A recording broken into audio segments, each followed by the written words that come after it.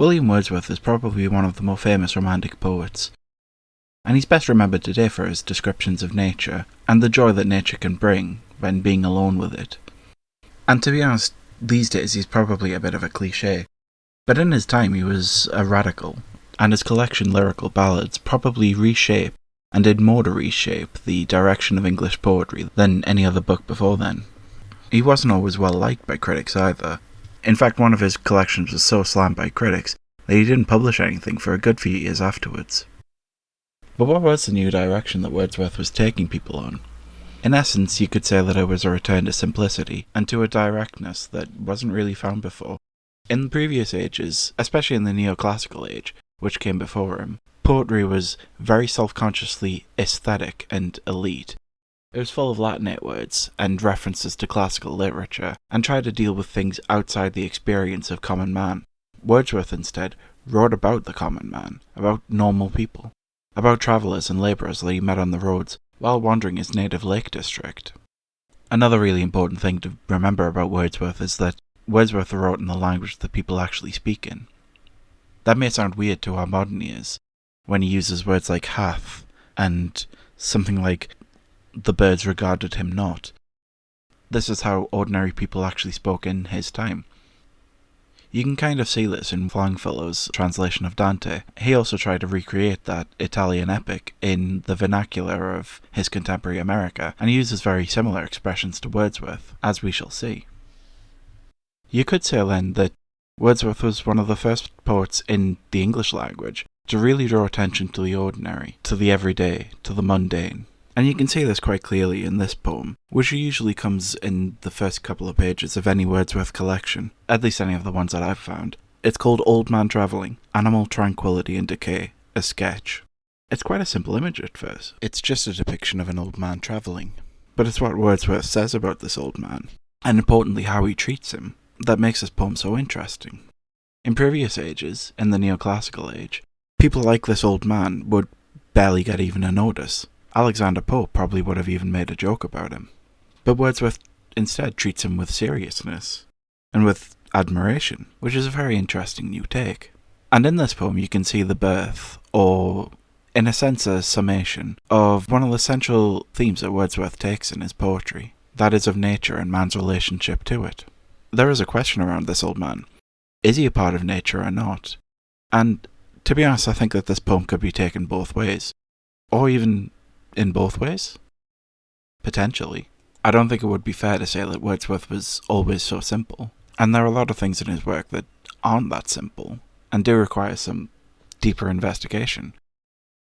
In fact, Wordsworth is one of those poets who you could read throughout your life, or read a number of different ways, with different mindsets, and come away with something different. I think that's one of the reasons why he has such a lasting appeal. Other than the fact that a lot of his poems are really beautiful.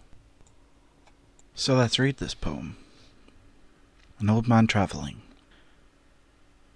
The little hedgerow birds that peck along the road regard him not. He travels on, and in his face, his step, his gait, is one expression. Every limb, his look and bending figure, all bespeak a man who does not move with pain, but moves with thought. He is insensibly subdued to settled quiet. He is one by whom all effort seems forgotten, one to whom long patience has such mild composure given.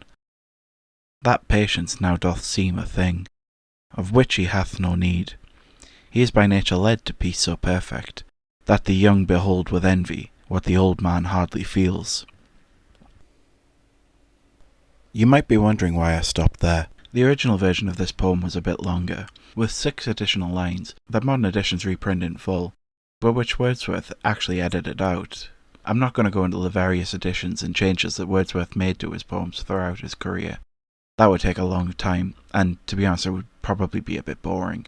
But modern editions do reprint the whole poem, with a little note or addendum saying that the last 6 lines can be taken out or ignored. These additional lines read, I asked him whither he was bound, and what the object of his journey. He replied, Sir, I'm going many miles to take a last leave of my son, a mariner, who from a sea fight has been taken to Falmouth, and there is dying in an hospital. To be honest, I don't quite like these last 6 lines. They changed the whole tone of the poem, and also changed the meaning of it as well. I even think, in a way, it makes the poem slightly confused. There's the original point that he lives in such seclusion and in such communion with nature, but his children don't. I suppose in a way that does have a separate and actually quite important meaning all of its own, but I don't think that that ultimately was ever Wordsworth's original intention. But at the same time, it feels a bit judgy? Is that a good word?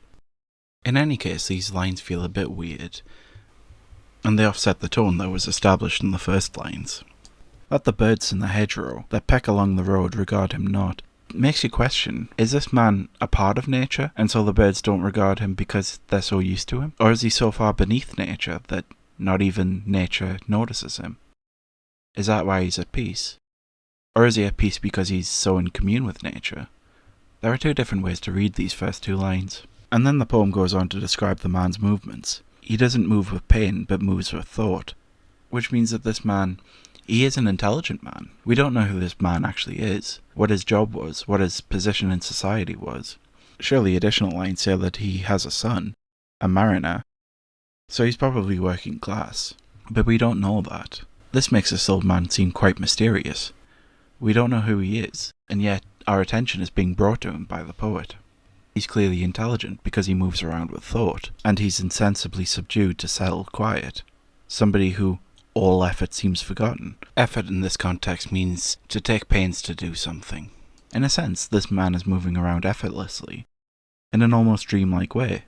I think that's probably why Wordsworth redacted the last 6 lines, because there is a sense of dreaminess to his movements that the last 6 lines kind of contradicts. He is moving with an easy purpose all of his own, so in a way we don't need this other real-world reason for his travels. And it's not the peace so perfect that the young behold with envy, if he's going to say goodbye to his own son. It doesn't quite make sense that he would be so calm, so easy with the world. But if we take this poem just on the first 14 lines, this is somebody whose society and poetry has forgotten, but Wordsworth is bringing to us. He's more in tune with nature, and according to Wordsworth's philosophy, he's more in tune with people as well, and, by extension, God. Wordsworth didn't think of the universe as being mechanical or dead, but alive, and vitally connected with the human mind. Nature in Wordsworth poetry is the central theme, because it, like poetry, can provide essential pleasures. We feel pleasure when we see a beautiful thing, like an old bridge over a fast-running stream in an autumnal wood. This is quite a natural rural image, and it makes us appreciate the things that we have in this life. And if we appreciate what we have a lot more, then we can appreciate what other people have as well. And we can appreciate what we share in common with other people as well. Before we return to the old man, we have to talk about the central theme again. The central theme of nature, and its effect on the human mind, and the human consciousness, and human creativity as well. If we can learn to really appreciate nature, then we can fully learn to appreciate the world around us. And I think that's what this old man fundamentally does. This old man moves through nature peacefully, not really noticed by the world. But it's this kind of simple life that's all important. And perhaps he has a lot to tell us about how to live a good life. We don't know, because we've never really asked him before, or even really noticed him. That's what Wordsworth is ultimately trying to make us do. To notice people like this. People that we hadn't really noticed before, especially not in writing, and make us wonder about their stories, and what they have to say. Maybe if we can, we'll learn a little bit more about life, and what we can take from it, and grow as human beings. So that was an analysis of An Old Man Travelling by William Wordsworth. I really hoped you like it, and if you want to see more analysis videos and random videos to do with literature and art, then please subscribe and like this video. The next video I'm going to make is another art review, or art analysis video, so I hope you stick around for that, and I hope you have a really good day.